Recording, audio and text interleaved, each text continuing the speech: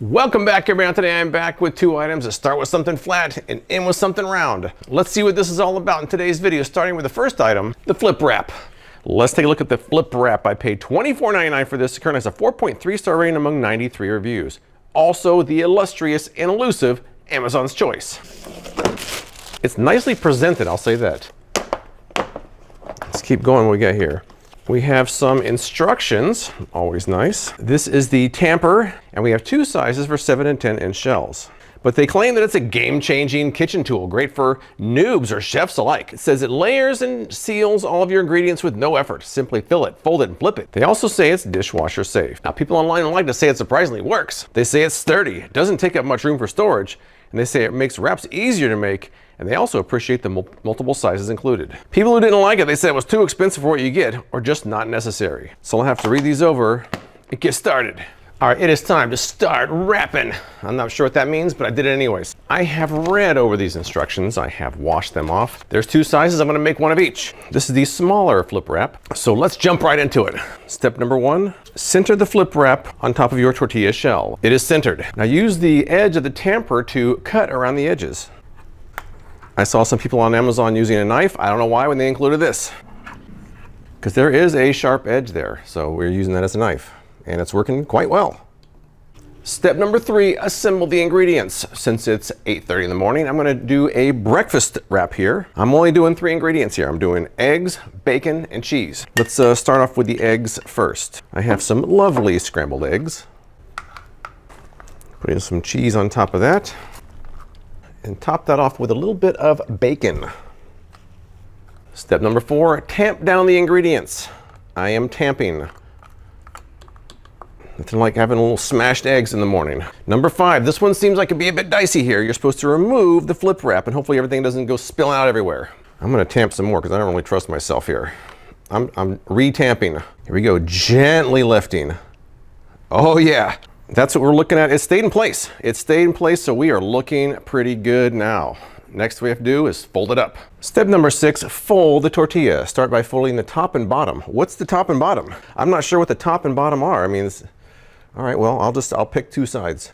So fold this over like this, and these here, which is looking pretty good already. Optional, now this is interesting. It says optional, lay a strip of cheese over the folded tortilla flaps. I didn't see anybody doing this online except for the official video, but I'm gonna do it. They put a slice of cheese just like this, so that's what I'm doing. Now it says carefully pinch the flaps. I just covered it with cheese, how can I carefully pinch it? And they didn't show anybody pinch anything on their video, so I'm skipping the pinch part. So now what we're supposed to do is place this cheese side down into a pan and fry it up. They say 1 to 2 minutes this way, and then flip it for another 20 seconds if you like. Let's head over to the stove and see how that goes. Oh, we have sizzle. We have sizzle already. 1 to 2 minutes, then flip it. Oh, it's sliding. Oh, that's gonna be bad for the cheese. That might be bad. And then we'll see, oh, that cheese is going everywhere. Is that bad? It might end up being good. I'm not gonna prejudge, but that's looking kind of dicey right now. All right, let's give this a flip and see what we've got, what we're working with here. Oh, the cheese did not work so well. I don't know about that cheese. I mean, it might taste okay, but it doesn't really look that great. Got burnt cheese. 20 seconds on this side, and then I think it's ready to go. Maybe I can see why people didn't do that step online, because that doesn't really look so great. Get out of here and see what we got. And that's what we got inside. Looks good. Looks pretty good. Let's give it a taste. Well, that came out perfect. I don't even mind the burnt cheese, to be honest. It's delicious. That was pretty easy to make, but I got one more to do because I want to try the bigger size. I want to try a different kind of wrap, so I'm going to eat this, clean everything up, and go for round number 2. All right, for round number 2, no more of this little dainty 7-inch wrap. We're going for a big one, a big 10-inch wrap. Roast beef and Swiss, that's right, something substantial. So I have my larger FlipWrap on a 10-inch tortilla here, and it looks like it fits pretty well. So we already got step number 1. Number 2, cut the edges. Number 3, add our ingredients. We're going roast beef. That's right, none of this messing around here. Can I fit a slice of Swiss in there? Oh, it fits perfectly. Let's throw some lettuce in here. Maybe I should put the tomatoes below it for when I tamp it. I don't smash the tomatoes as much. Does the order matter? Do people really like get upset if you go in a different order than they like? Should the lettuce go underneath the tomatoes? I don't know. I'm just trying to protect the tomatoes from getting too smashed here, because number 4 we tamp it down. I don't really think it really needs much tamping. Now I feel like the tomatoes should have gone on top, but we're gonna have to go with this anyways. Normally I would add horseradish, but I saw this at the store. I thought it'd be kind of cool. Arby's horsey sauce in a bottle. That's kind of interesting. I always eat that when I go to Arby's, so let's check this out. I don't want to put too much on there. Number 5, remove the flip wrap. And I think we are looking pretty good here. What do you guys think? So far so good? Let's wrap this up and fry it up. All right, we'll fold this thing up here. It looks perfect. I'm not going to put the cheese on this time. I mean, it tasted okay, but it just bothered me seeing that black burnt cheese on there. So I'm just going to put it in the pan just like this. So let's head over to the stove and fry this up. Once again, placing it on my preheated pan. That's a pretty good size wrap. It fills the pan up. So we'll go 1 to 2 minutes, then flip it. Let's say give us a flip, see what we got here. Oh yeah, that's looking good. That is looking good. Go a little bit longer on this side, and then we're gonna cut this thing open and start eating. I mean, at first glance, it looks absolutely perfect. I guess you can see a little bit of the ingredients peeking out there, but that doesn't really bother me so much. Nice and crispy on the outside. And take a look at one of these. Looking pretty good. How about the other side? Looking pretty good as well. I mean, I think it worked great. Let's try it and give this a taste here. Well, as far as I can tell, this works. Now, the obvious complaint is going to be from people that are really good at folding tortilla shells and say, you don't need this, just learn to do it yourself. Not everybody's good at doing that. And that's the demographic this is for. If you're not good at folding wraps like this device is made to help you out. If you're already good at folding tortillas, you don't need it. But I do know people out there that have never been able to fold burritos or wraps like that. In that case, this would be a good fit. It might be a bit overpriced for what you get, but I do think that for what it is, it works quite well. Continuing our flat theme, let's try the instant ice cream maker. Let's take a look at this instant ice cream maker. I paid $17.59 for this. Currently has an unimpressive 3.9 star rating among over 350 reviews. I do hear a liquid in there. So we have a couple of scrapers here, some instructions, and the unit itself. Very basic. Looks almost like an Etch-a-Sketch or something. But they claim that you can make homemade ice cream in 30 minutes with this unique product. Simply freeze for 8 to 12 hours. That's not 30 minutes. Pour in ice cream powder and milk, which you really don't see that much here in the States. Then mix and stir until it becomes solid. I should point out that elsewhere on the Amazon listing it says use yogurt, because I don't know if I've ever used ice cream powder before. I don't think ice cream powder is really sold to consumers that much, so I think I'll be sticking with yogurt. I notice even on the box itself it says add yogurt, but the Amazon listing says ice cream powder, so I'm going with yogurt. Anyways, they say after 3 to 5 minutes, you scoop it up and enjoy. It makes 3 to 4 servings, and it is not dishwasher safe. The people online who liked it said it was fun, easy to use, and easy to clean. Those who didn't like it, they said the surface doesn't stay cold long enough to make anything. Some said the texture and shape of the final result isn't really like you'd expect. Others said it was just too small. Someone suggested freezing it face down so the liquid inside is in perfect contact with the surface, which I think sounds reasonable, so I will do that after I read this over so we can get started. All right, it's been about 24 hours. Let's continue our instructions here now. We're on to step 3. Pour the ingredients such as yogurt, sorbet, or drinks onto the frozen surface and stir well to spread them evenly. Let me grab it out of the freezer and get started. All right, here it is. You can see it's very cold. I have some strawberry yogurt here.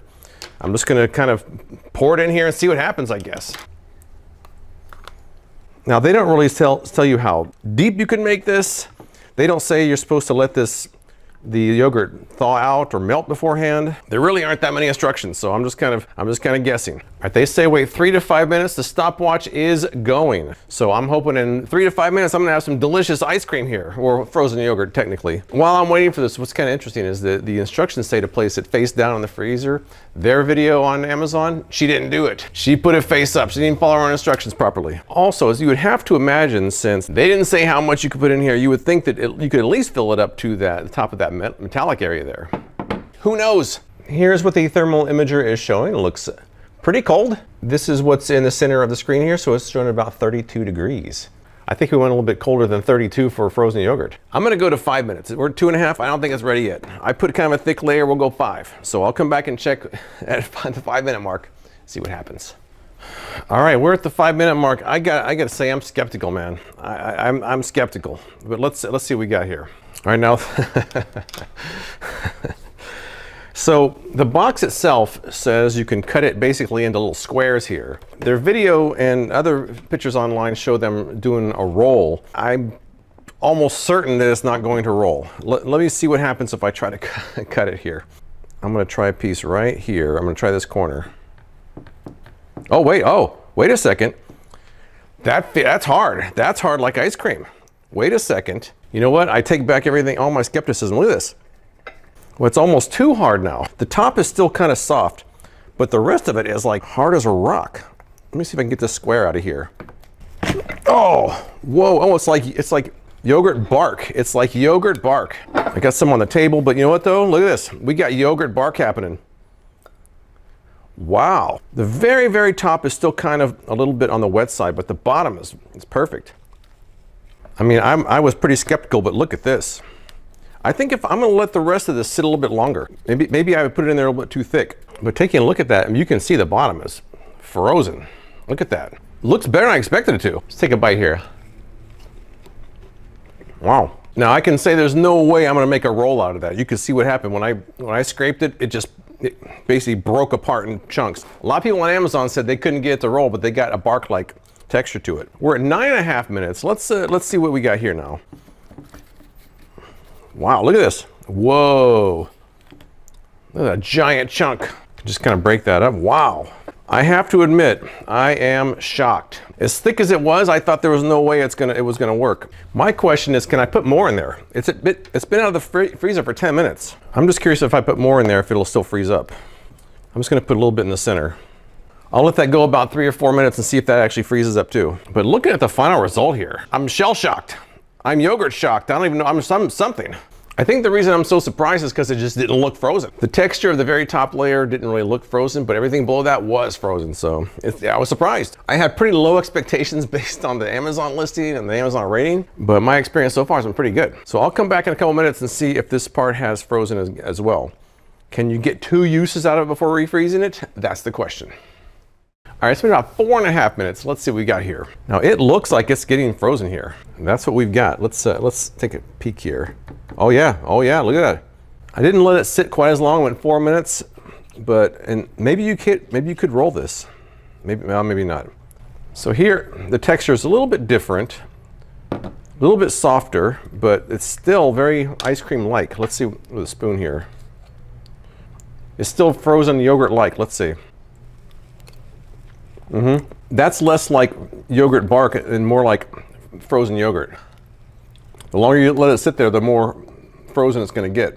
I don't think you're going to be able to roll it. People online said it was hard. Even their video, the person said she couldn't do it. But it seems like you might be able to get a couple of uses out of it before it has to go back in the freezer. So, I mean, clearly this is more frozen yogurt than ice cream, but you can supposedly put a lot of other things in here as well. So as far as I can tell, just after a couple of uses here, even though it's not ice cream, the instant ice cream maker does work.